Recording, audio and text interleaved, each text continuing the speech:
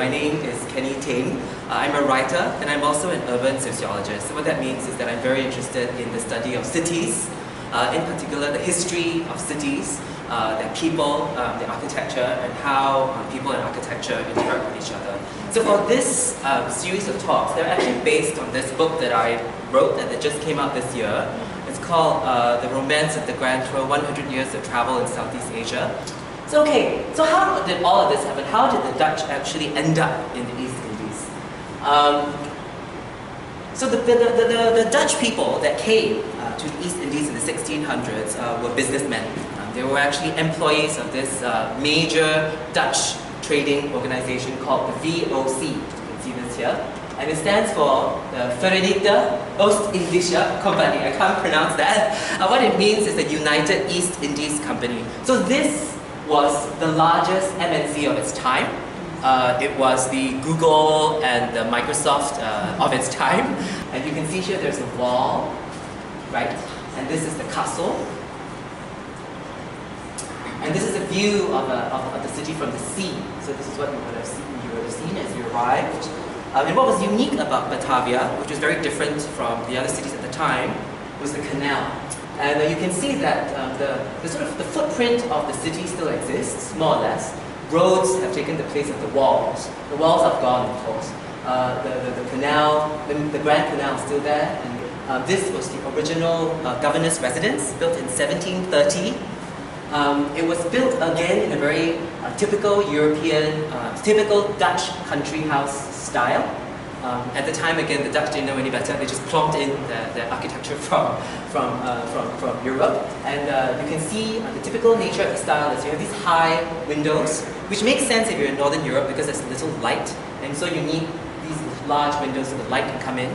But of course, in the tropics, there's plenty of light. So all it does is create a greenhouse effect and make inside very, very, very hot.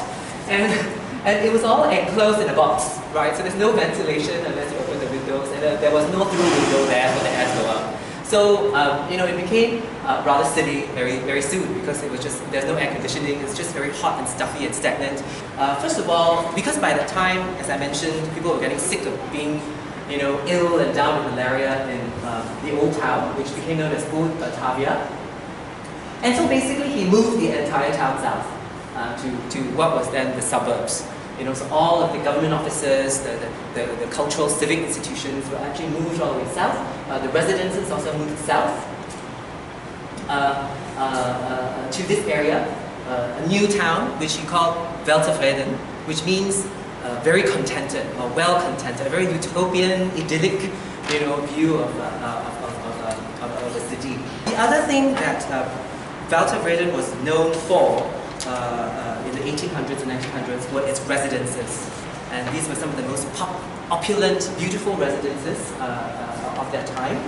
And these are very different, you will note, also from the residences in the old town in Batavia.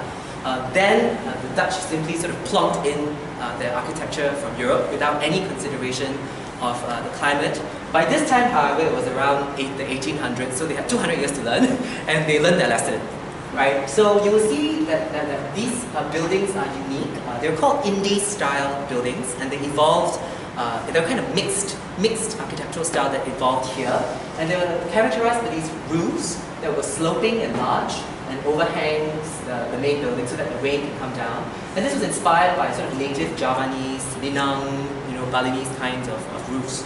The basic structure of the house, of course, remained European. These are like Roman columns almost. Another new thing that evolved was this, the balcony, the veranda, the ground floor veranda that ran around the building. And this ground floor veranda was for air circulation because previously the rooms were just behind the walls and it was all boxed up. But then they learned actually that it was important for to cool down air, to have air circulating through and into the buildings. The ceilings were thus also very high, outside and inside, for air circulation.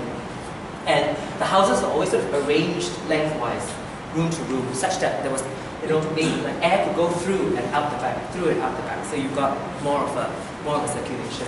Mixing of the East and the West also took place with the people, the Dutch.